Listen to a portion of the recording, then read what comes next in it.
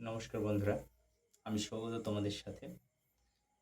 আম, আজকে একটা আলোচনার বিষয়, আমরা কিছু বিষয় নিয়ে আলোচনা করব। তো আমার আগে কমিউনিটি পোস্ট থেকে তোমরা বুঝে গেছো হয়তো যে আজকের আমার আলোচনাটা কী বিষয়ে থাকবে। দেখো, ক্লাস তো আমাদের চলতে থাকছে এবং ক্লাসগুলো চলবে। তোমাদের যেরকম রেসপন্স, সেই রেসপন্সে আমি সত্যি খুশি। এবং তোমাদের কাছে একটা রিকোয়েস্ট, আমার চ্যানেলটাকে লাইক সাবস্ক্রাইব করে রেখো এবং পারলে বন্ধুদের সঙ্গে একটু শেয়ার করে দাও।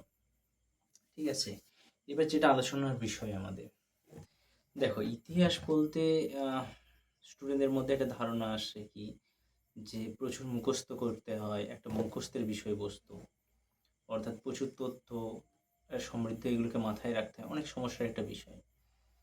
এবার একটা ধরো প্র্যাকটিক্যাল কথা যদি বলতে হয়, মাধ্যমিক পর্যন্ত আমাদের ইতিহাসটা কিন্তু সকলকে পড়তে হয়, এবং মাধ্যমিকের পরবর্তী সময় উচ্চ মাধ্যমিক লেভেলে যারা যান, বিশেষ করে আমার যে সমস্ত বন্ধুরা সায়েন্স ফিল্ড থেকে আছেন, তাদের সঙ্গে ইতিহাসের দূরত্বটা কিন্তু অনেকটাই বেড়ে যায়। এবং আর্টস থেকে যারা আছেন তাদেরও কিন্তু অনেকেরই ইতিহাসটাকে তারা গ্রহণ করেন না, কারণ ইতিহাস সম্পর্কে একটা কনসেপ্ট আছে যে ইতিহাস মানে বেশি পড়তে হয় কিন্তু নাম্বার কম ওঠে, এরকম একটা ধারণা আছে, এবং অনেক ক্ষেত্রে সেটা হয়, যদিও বর্তমান দিনে ধারণাটা চেঞ্জ হচ্ছে। তো ইতিহাসের সঙ্গে অনেক দিন একটা ডিট্যাচ আমাদের হয়ে থাকে। এবার কম্পিটিটিভ ফিল্ডে যখন আমরা আসি, এই জায়গায় আসার পরে যে সমস্যাটার মুখোমুখি আমাদের হতে হয় সেটা হচ্ছে ইতিহাস।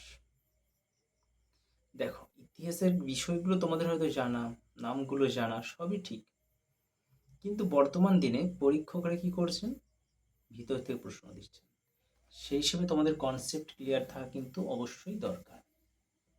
যেমন ধরো, এখন তোমাকে এরকম সরাসরি প্রশ্ন দেবে না যে প্রথম তরাইনের যুদ্ধ কবে হয়েছিল।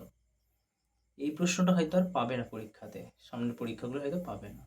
তাহলে এই সম্পর্কিত যে পরীক্ষাগুলো আছে, সেখানে অন্য প্রশ্ন তোমরা পাবে। যেমন ধরো বলা হলো যে প্রথম তরাইনের যুদ্ধে কোন উত্তর ভারতের কোন রাজশক্তিটা অংশগ্রহণ করেনি বা সমর্থন দেয়নি পৃথ্বীরাজ চৌহানকে।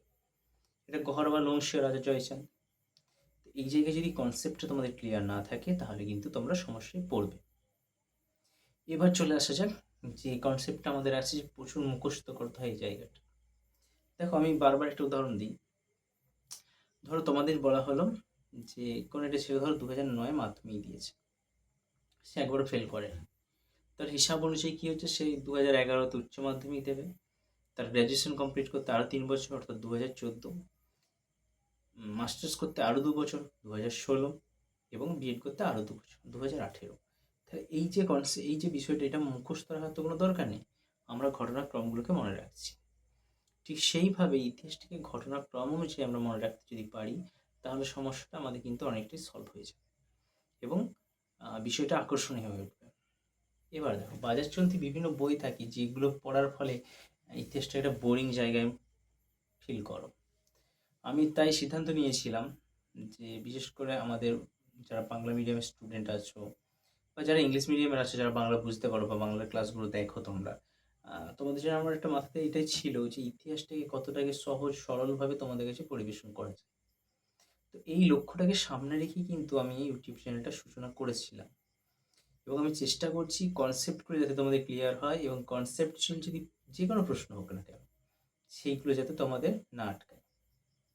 এবার দেখো, আরেকটা যে বিষয়বস্তু, সেটা হচ্ছে সাল তারিখ, সাল তারিখের ঘনঘটা। ইতিহাসের সাল তারিখের প্রাচুর্য সত্যিই বেশি আছে, কারণ প্রত্যেকটা সাল বা প্রত্যেকটা ঘটনাকে আমাদের একভাবে মনে রাখতে হবে, এবং সেটা যদি তুমি মুখস্থ করে রাখো, কোনোদিনই মনে রাখা সম্ভব হবে না, পরীক্ষার হলে গিয়ে গুলিয়ে যাবে। কারণ দেখো ভাই, সোজা কথা হচ্ছে, কম্পিটিটিভ এক্সামে যখন তোমরা আসছো বা আমরা আসছি, তখন আমাদের শুধু ইতিহাস পড়লে হয় না, সেখানে অনেকগুলো সাবজেক্টকে আমাদের একইভাবে মনে রাখতে হয়, এবং যে সমস্ত সাবজেক্টগুলোতে সমানভাবে পারদর্শী হবে সেই কিন্তু ট্রফিটা নিয়ে যাবে, সোজা হিসাব। তাই প্রত্যেককে আমি বলবো, ধরো কোনো পরীক্ষাতে ইতিহাস থেকে 5টা নম্বর কোশ্চেন থাকে, তার মানে তুমি এটা যদি মাথায় ভেবে রাখো যে আমি 5 নাম্বার ছেড়ে দিয়ে আসবো, তাহলে কিন্তু জীবনের সব থেকে বড় ভুলটা তুমি সেদিন করে দিলে। কারণ ওই 5 নাম্বারটা কিন্তু একটা বিশাল ভাইটাল নাম্বার। ঠিক আছে, যারা কম্পিটিটিভ ফিল্ডে আসো, তোমাদের আলাদা করে বলার কিছু নেই, তোমরা সবাই বিষয়টার সঙ্গে সম্পর্কিত এবং জানো। এবার চলে আসা যাক যে কী ধরনের বই পড়া যায়।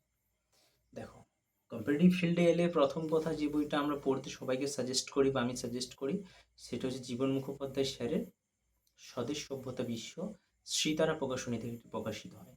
এই বইটাকে তোমরা কমপ্লিটভাবে পড়তে পারো। এছাড়া আরেকটা বই আমি রিভিউ করেছিলাম, তুলসী প্রকাশনী থেকে প্রকাশিত হয়েছিল, ওই বইটাও তোমরা পড়তে পারো। এটার রিভিউটা আমার চ্যানেলে দেওয়া আছে, তোমরা যে একটু প্লিজ দেখে নিও।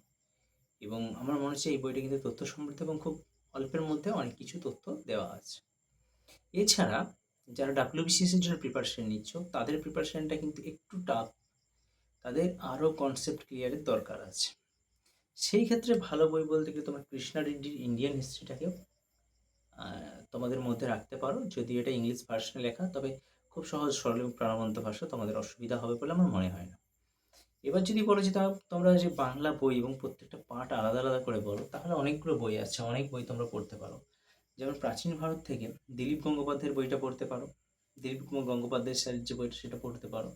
মধ্যযুগ থেকে তোমরা সতীশচন্দ্র তার বই পড়তে পারো, এবং মডার্নের ক্ষেত্রে তোমরা পলাশী থেকে পার্টিশন শেখর বন্দ্যোপাধ্যায়ের বইটা পড়তে পারো। তবে আমার মনে হয় না এত টাফ কোনো বই তোমাদের পড়তে হবে, তাই আমি সাজেস্ট করবো। বা পুনম দালাল দেহিয়ার যে বইটা আছে ইউপিএসসির জন্য, ওটাও কিন্তু একটা খুব ভালো বই। স্টাডি আইকিউ থেকে একটা বই বের করেছে মডার্ন ইন্ডিয়ার উপরে, ওটাও কিন্তু খুব একটা ভালো বই, খুব সুন্দরভাবে লেখা আছে। কিন্তু সমস্যা কী বলতো, এগুলো সবই ইংরাজি ভার্সনে। এবার বাংলা ভার্সনের মধ্যে আরেকটা বই তোমরা তোমাদের মধ্যে রাখতে পারো, যেটা হচ্ছে এক কথায় ভারতের ইতিহাস, শ্যামল কুমার মিত্রের রচনা। এটার আমি রিভিউ তোমাদের খুব শীঘ্রই আনবো। তো তোমরা বইটা দেখে নেবে, দেখে নেওয়ার পরে কিন্তু বইটা চিন্তা ভাবনা করবে, কারণ বেকার পয়সা খরচ করানোর আমার কোনো ইচ্ছা তোমাদের নেই। কারণ আমি নিজে অ্যাসপিরেন্ট, আমি নিজে জানি সত্যি করেই, মানে আমাদের হয়তো অনেকেই টিউশনি পড়েই পয়সাগুলো জোগাড় করতে হয়, তাই পয়সার মর্মটা আমিও বুঝি। তাই অত্যধিক বই আমি বলবো না, যে সমস্ত বইগুলো তোমাদের কাছে আনবো সেগুলো জানবে, খুবই গুরুত্বপূর্ণ, তাই তোমাদের কাছে আমি আনছি। এবার চলে আসা যাক কীভাবে পড়াশোনাটা করবে। দেখো, প্রত্যেকটা জিনিসের উপরে যদি ভালোবাসা না থাকে, তাহলে কিন্তু সেই জিনিসটার উপরে আকর্ষণ জন্মাবে না। ভালোবাসতে হবে, ইতিহাস সাবজেক্টটাকে ভালোবেসে পড়ো। দেখো, চাকরি পাওয়ার পরে তো তোমাকে আর জোর করে ইতিহাস পড়াবে না, তাহলে নিজের স্বার্থে এখন ইতিহাস পড়তে হবে। ইতিহাসটাকে গল্পের আকারে পড়ো। আমি চেষ্টা করছি যে তোমাদের কাছে একটা সুন্দর গল্পের মাধ্যমে বারবার প্রেজেন্ট করার। তো সেটাতে আমার সাথে থেকো, আমার ইউটিউব চ্যানেলটার সাথে থেকো। আমার চ্যানেলেরও গ্রোথ হোক, তোমাদেরও গ্রোথ হোক। এই যে আমার ট্যাগলাইনটি কিন্তু একই রকম, লেটস মেক হিস্ট্রি টুগেদার, অর্থাৎ আমরা ইতিহাস তৈরি করব একসাথে। আরেকটা বলে রাখি যে আমার কয়েকজন ছাত্রের অনুরোধে আমরা একটা ডাব্লিউবিসিএস এর হিস্ট্রির উপর একটা ফাউন্ডেশন ব্যাচ শুরু করতে চলেছি। তো তোমাদের যদি ইচ্ছা হয়, তোমরা কিন্তু আমার সাথে কন্ট্যাক্ট করতে পারো। আমরা এই মাস থেকেই শুরু করছি, ঠিক আছে? এই মাস থেকে শুরু করা হচ্ছে। এবং ফিজের জন্য তোমরা চিন্তা ভাবনা একদম করো না, কারণ হচ্ছে ফিজ একটা ন্যূনতম সাম্মানিক রাখতে হয়। কারণ দেখো, সোজা কথা হচ্ছে এখনকার দিনে সবাইকার দ্বারা একটা সাম্মানিক থাকে। আমি পরিশ্রম করবো তার কিছু সামান্য মূল্য, যেটা তোমাদের ক্ষেত্রে বিশাল কিছু ভারী না হয়, সেই চেষ্টা আমি করব। কারণ আমি নিজেও অ্যাসপিরেন্ট, আমি জানি আমাদের কাছে পয়সাটা কতটা গুরুত্বপূর্ণ, বা আমাদের খুব টাফ পকেটের সিচুয়েশন থাকে।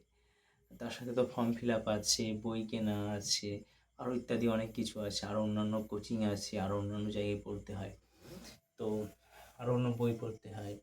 তো তোমরা যদি ইন্টারেস্টেড হও, তাহলে আমি ডেসক্রিপশানে নাম্বার দিয়ে দেবো। ওই নাম্বারটাতে মোটামুটি সন্ধ্যা 8টা থেকে 9:30টার মধ্যে তোমরা ফোন করবে। ওই নাম্বারটা দিয়ে রাখবো আমি তোমাদের ডেসক্রিপশানে। যদি তোমরা পড়তে ইচ্ছুক হও কম্পিটিটিভ ফিল্ডে, বিশেষ করে ডাব্লিউবিসিএস এবং ডাব্লিউবিপি, কেপি, ইউপিএসসি লেভেলের যে সমস্ত পরীক্ষাগুলো হয় স্টেট বা সেন্ট্রাল লেভেলে, তোমাদের যদি মনে হয় যে ইতিহাসের ধারণা পুরো কনসেপ্ট ক্লিয়ার করতে হবে, পুরো কনসেপ্ট ক্লিয়ার, তাতে সম্ভাব্য প্রশ্নপত্র আলোচনা, সমস্ত বিষয় নিয়ে এটা কম্প্যাক্ট তোমাদের জন্য আমি রাখবো। তো তোমরা ওটা দেখতে পারো। আচ্ছা, এবার যদি বলা যায় যে ইতিহাস কি খুব জোর, মোটেই জোর নয়।